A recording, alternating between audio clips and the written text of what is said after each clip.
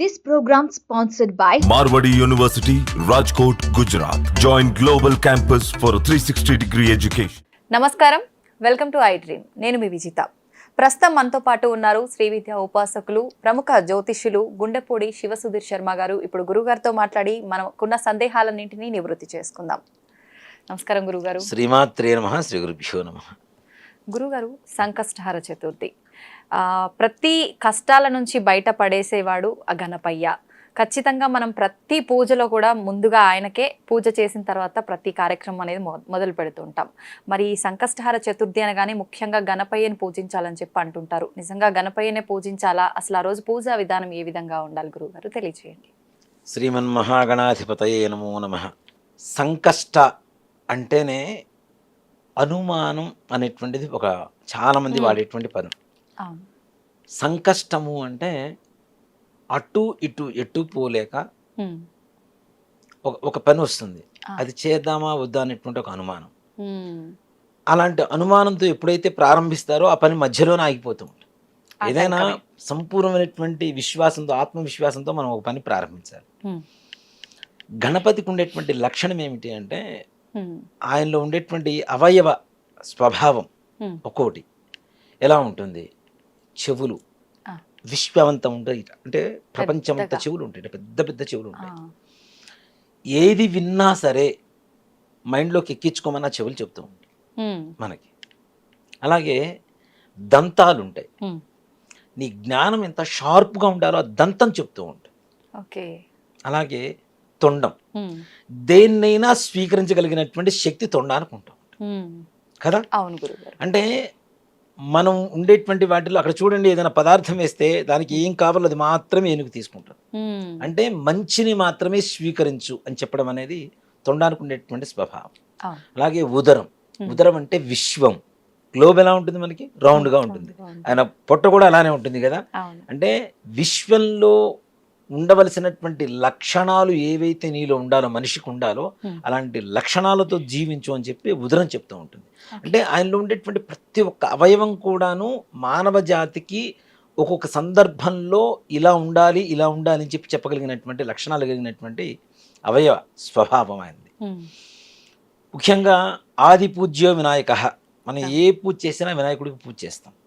అంటే సాక్షాత్ పరమేశ్వరుడు సంకల్పించినటువంటి పని కూడా విఘ్నాలు కలగకుండా ఉండాలి అంటే విఘ్నేశ్వరుడికే పూజ చేయాలి. అక్కడ మనం చెబుతూ ఉంటాం వినాయకుడు అని చెబుతూ ఉంటాం, విఘ్నేశ్వరుడు అంటాం. విఘ్నములకు ఈశ్వరుడు. ఈశ్వర శబ్దం అనేటువంటిది ఒక మాట చెప్పాలి అంటే శివుని చూసి మనం ఈశ్వరుడు అంటాం కదా. ఈశ్వరుడు అంటే నాథుడు అని అర్థం, ప్రపంచం మొత్తానికి నాథుడు ఆయన. కానీ విఘ్నేశ్వరుడు విఘ్నాలకి నాథుడు ఈయన. ఎక్కడైతే వినాయకుడిని పూజ చేస్తామో అక్కడ విఘ్నాలు అనేటువంటివి తొలగిపోయి అవిఘ్నంగా అనుకునేటువంటి పని సకల కార్యంగా దిగ్విజయంగా పూర్తవుతుంది. సంకష్టహర చతుర్థి రోజున ఎవరికి ఏ రకమైనటువంటి కష్టాలు ఉన్నా, అసలు ఎలాంటి కష్టమైనా సరే, నిరుపేద, ఇప్పుడు ఒక 1000 కోట్ల ఆస్తిపరుడు కూడాను వాళ్ళకు ఉండేటువంటి దారిద్ర్య బాధ ఒక్కోసారి మొత్తం వీధిని పడేస్తూ ఉంటుంది. అలాంటి వారైనా, నిజంగానే పూరింటిలో ఉండేటువంటి వాళ్ళైనా సరే, ఇక్కడ ఒక మాట వింటూ ఉంటాను ఎక్కువగా, బీదవాడిగా పుట్టడం నీ తప్పు కాదు, బీదవాడిగా చచ్చిపోవడం మాత్రం నీ తప్పు. కరెక్టే గురుగారు. అది జ్ఞానం అవ్వచ్చు, ధనం అవ్వచ్చు, ఏదైనా అంతే. ఇక్కడ ఈ బీదవాడిగా పుట్టినా సరే అట్లాంటి వాళ్ళకైనా సరే తప్పనిసరిగా ఈ సంకష్టహర చతుర్థి అనేది నిజంగా, అంటే మన హిందూ ధర్మం ఏదైతే ఉందో, మన శాస్త్రాలు, పురాణాలు ఇవన్నీ కూడాను మనకి నీకు భవిష్యత్తులో నీ జన్మలో చేసుకున్నటువంటి కర్మలు, నీ పూర్వీకులు చేసినటువంటి కర్మలు నిన్నన్నీ బాధిస్తూ ఉంటే వాటిల్లోంచి నువ్వు బయటపడటానికి ఒక మంచి మార్గం అని చెప్పి కొన్ని మార్గాలు మనకి ఇస్తూ ఉన్నారు. సంవత్సరానికి ఒక పండుగ వస్తూ ఉంటుంది. అలా కాకుండా మాస శివరాత్రి, సంకష్టహర చతుర్థి, అమావాస్య, అలానే బహుళ అష్టమి, బహుళ దశమి, అలాగే పౌర్ణమి, ఇలాంటివన్నీ కూడా ప్రతి నెల మనకు వచ్చేట్టుగా పెట్టారు. ప్రతి మాసంలో తప్పనిసరిగా వస్తూ ఉంటాయి. అంటే మానవుడు తొందరగా కష్టాల్లోంచి బయటపడేయడానికి ముందుగానే ఎంచుకున్నటువంటి, అంటే మనకి ముందుగానే ఒక మార్గాన్ని వేశారు మన ఋషులు మునులు. వేదాల్లో శాస్త్రాల్లో ముందుగానే ఒక మార్గాన్ని ఆలోచించి పెట్టారు. రాబోయేటువంటి కలియుగంలో మానవులు అనేక రకాలైనటువంటి కష్టాలు పడుతూ ఉంటారు. వీళ్ళ కష్టాలకి శీఘ్రగతిన అతి తొందరగా వీళ్ళు బయటికి రావడానికి ఏదైనా మార్గం కావాలి అనేటువంటి ఒక మంచి ఆలోచనతో, సత్సంకల్పంతో, అంటే ఋషులు మునులు ఏంటి విశ్వ కళ్యాణమే కోరుకుంటూ ఉంటారు. ప్రపంచం అంతా కూడా సుఖశాంతులతో ఉండాలనే సంకల్పంతోనే ఉంటారు. అలాంటి సంకల్పంతో మనకి కొన్ని మార్గాలని, కొన్ని పూజా విధానాలని మనకు అందించారు. వాటిల్లో సంకష్టహర చతుర్థి అనేది చాలా చాలా విశేషమైనటువంటిది. సంకష్టహర చతుర్థి రోజున ఒక్కరోజు చేస్తే సరిపోతుందా అని చాలా మందికి ఉండేటువంటి అనుమానం. అవును గురువుగారు. కానీ ఇది ఒక వ్రతంలాగా చేసుకోవాలి. ఈ వ్రతం కూడా ఎలా అంటే 11 సంకష్టహర చతుర్థులు, ఓకే, లేదు 12. ఇప్పుడు మనకి మాఘమాసంలో మహాశివరాత్రి వస్తుంది కదా, అలానే మాఘమాసంలో పౌర్ణమి తర్వాత వచ్చేటువంటి చతుర్థినే అసలైనటువంటి సంకటహర చతుర్థి అని పిలుస్తాం. దీన్ని సంకష్టహర చతుర్థి, సంకటహర చతుర్థి అని పిలుస్తూ ఉంటారు. ప్రతి నెల కూడాను పౌర్ణమి వెళ్ళిన 4వ రోజు చవితి ఏ రోజు అయితే వస్తుందో, అమావాస్య ముందు వచ్చేటువంటి చవితి ఏ రోజు అయితే వస్తుందో ఆ చవితి రోజునే మనకి సంకష్టహర చతుర్థి. ఇక్కడ చూడండి, ఆయన పుట్టిందేమో శుద్ధ చవితి, కానీ మనం చేసేది మాత్రం సంకష్టహర చతుర్థి అమావాస్య ముందు చేస్తాం, కృష్ణపక్షంలో చేస్తాం. ఎందుకని గురువుగారు? దేనికి అంటే కష్టాలు, చంద్రుడితో మనం కష్టాల్ని ఎక్కువగా కొలమానంగా కొలుస్తూ ఉంటాం. పౌర్ణమి ముందు మానసికమైనటువంటి పరిస్థితి ఒకలాగా ఉంటే, పౌర్ణమి తర్వాత అమావాస్య వరకు మానసిక స్థితి వేరేలాగా ఉంటుంది చాలా మందికి కూడా. అవును అవును గురుగారు. దేనికంటే చంద్రుడు చంద్రమా మనసే జాత, చంద్రుడు మనస్సుని కారకుడు అవుతున్నాడు కదా. కాబట్టి చంద్ర ప్రభావం మనస్సు మీద పడుతుంది. కాబట్టి పౌర్ణమి ముందు రోజు పెరుగుతుంటాడు కానీ మనం ఉత్సాహంగా ఉంటాం. పౌర్ణమి తర్వాత రోజుకు తరిగిపోతూ ఉంటాడు కదా చంద్రుడు అమావాస్య వరకు, అందుకని ఆ ఉత్సాహం తగ్గిపోతూ ఉంటుంది. సుఖాల్లో ఉన్నప్పుడు దేవుడు అవసరం లేదు, కష్టాల్లో ఉన్నప్పుడు దేవుడు అవసరం కదా. అందుకనే కృష్ణపక్షము అంటే చీకటి అని అర్థం. కృష్ణుడు ఏ వర్ణంలో ఉంటాడు మనకి? నలుపు వర్ణం కదా. కృష్ణపక్షము అంటే నలుపు అని అమావాస్యకి సూర్యుడికి చిహ్నంగా చెబుతూ ఉంటాం. అది చీకటికి గుర్తు. కాబట్టి కష్టాల్లో ఉన్నప్పుడు చేసేటువంటి పూజ ఏదైతే ఉంటుందో వాటిని కష్టాల్ని హరించేటువంటి చతుర్థి కాబట్టి సంకష్ట హర చతుర్థి. హరము అంటే హరించడం, తీసేయటం మొత్తం. కాబట్టి కృష్ణపక్షంలో వచ్చేటువంటి చవితికి చాలా విశేషమైనటువంటి ఇది. అలా ఒక మాఘ బహుళ చతుర్థి నుంచి మరలా మాఘ బహుళ చతుర్థి వరకు ఈ యొక్క వ్రతాన్ని చేయడం అనేది చాలా విశేషం. ప్రతి నెల సంకష్టహర చతుర్థి. సంకష్టహర చతుర్థి మరి ఏం చేయాలి, ఎప్పుడు చేయాలి అంటే, ప్రధానంగా ప్రదోష కాలంలో ఏ రోజైతే బహుళ చవితి ఉంటుందో అదే రోజున సంకష్టహర చతుర్థి అవుతుంది. ప్రదోష కాలం అంటే సాయంకాలం. మనకి వినాయకుడికి చంద్రుడు ఎప్పుడు మనకు వచ్చేది? సాయంత్రం పూట. అలాగే వినాయకుడికి మనం చూడండి చాలా మంది కూడాను సాయంత్రం పూటే పూజ చేస్తూ ఉంటాం. అంతకుముందు కూడా మనం చెప్పుకున్నాం, శివ కుటుంబంలో ఉండేటువంటి ప్రతి ఒక్కరికి కూడా ప్రదోష కాలం అనేది చాలా విశేషం. శివరాత్రి ప్రదోష కాలంలో చేస్తాం. సుబ్రహ్మణ్య ఇది సుబ్రహ్మణ్య షష్ఠి, స్కంద షష్ఠి, ఇవన్నీ కూడా సాయంకాల సమయంలో చేస్తూ ఉంటాం. అలాగే మనకి అమ్మవారికి నవరాత్రులు రాత్రిపూట చేస్తూ ఉంటాం. అలాగే గణపతికి కూడా సంకష్టహర చతుర్థి అనేది ప్రదోష కాలంలోనే విశేషమైనటువంటి పూజా కార్యక్రమం చేయాలి. మరి ప్రొద్దున్నుంచి ఎలా ఉండాలి? ఉపవాసం అనేది అంతకుముందు మనం చాలాసార్లు చెప్పుకున్నాం. కనీసం ఏదైనా కొద్దిగా అల్పాహారం కానీ, పండ్లు కానీ, పాలు కానీ సేవించి ఉండవచ్చు చక్కగా. ప్రొద్దునే నిద్ర లేవటం, ఇంట్లో పూజ చేసుకోవటం. ఈ పూజ చేయాలి అంటే గుడికి వెళ్లాల్సిన అవసరం కూడా లేదు. మనకి గుడికి వెళ్ళడానికి అవకాశం ఉండొచ్చు, ఉండకపోవచ్చు. కనీసం ఇంట్లో అయినా సరే గణపతి ఫోటో పెట్టుకొని గకారాది గణపతి అష్టోత్తరం అని చెప్పి మనకి గూగుల్లో దొరుకుతుంటుంది, పీడిఎఫ్లు, లేదంటే పుస్తకాలు దొరుకుతూ ఉంటాయి. గకారాది గణపతి అష్టోత్తరం అంటే గణపతి అష్టోత్తరంలో ఉండేటువంటి 108 నామాలు గ అనేటువంటి అక్షరంతోనే ప్రారంభం అవుతాయి మొత్తం. గమ్ అనేటువంటిది గణపతి అక్షరం కదా, బీజాక్షరం కదా. కాబట్టి గకారాది గణపతి అష్టోత్తరం ద్వారా శీఘ్రగతిన సకల కార్యాలు దిగ్విజయంగా పూర్తి అవుతాయని చెప్పి శాస్త్రం చెబుతుంది. గకారాది గణపతి సహస్రం ఉంది, గకారాది గణపతి అష్టోత్తరం ఉంది. సహస్రం చేయాలంటే కష్టం కదా అందరికీ కూడా. అందరూ సహస్రనామంలో ఆ నామాలు కూడా చాలా కష్టతరంగా ఉంటాయి పలకడానికి.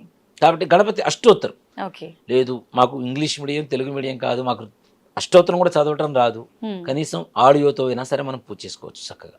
వింటూ. ఓకే. ముఖ్యంగా గణపతికి చాలా ఇష్టమైనటువంటిది ఏమిటి అంటే దూర్వ బిల్వం అంటే గరిక.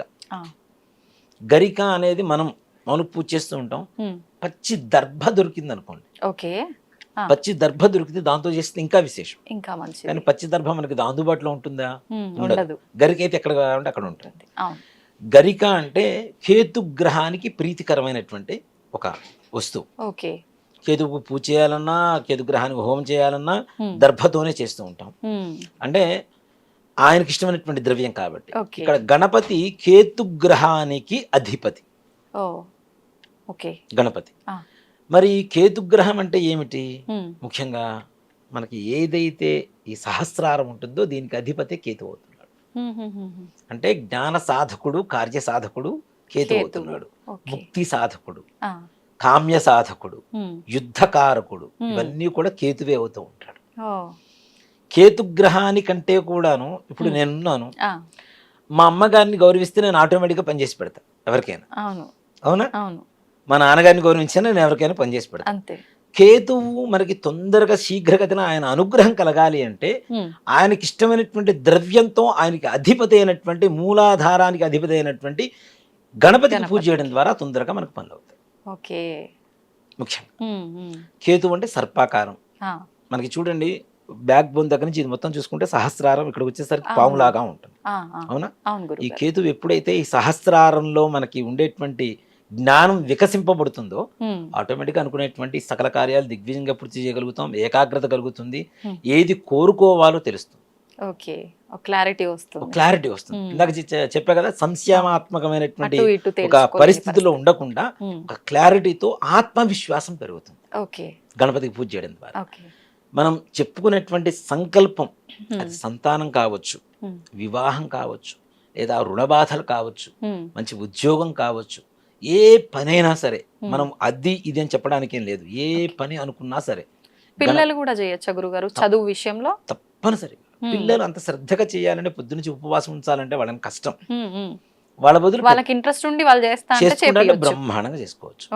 ఈ గకారాది గణపతి అష్టోత్తరంతో గరికతో పూజ చేసి స్వామివారికి ఉండ్రాళ్ళు, బియ్యప్రభ, ఇంట్లో బియ్యం లేకుండా ఎవరింట్లో ఉండో బియ్యప్రభ చేసుకొని బియ్యప్రభతో ఉండ్రాళ్ళు చేసి దాని మీద కొద్దిగా బెల్లం ముక్క పెట్టి, మనం గణపతికి ఇష్టం కదా అని చెప్పి చెరుకు ముక్కలు తీసుకురావాల్సిన పని లేదు, కొబ్బరికాయలు తీసుకురావాల్సిన పని లేదు, అరటిపండు తీసుకురావాల్సిన పని లేదు.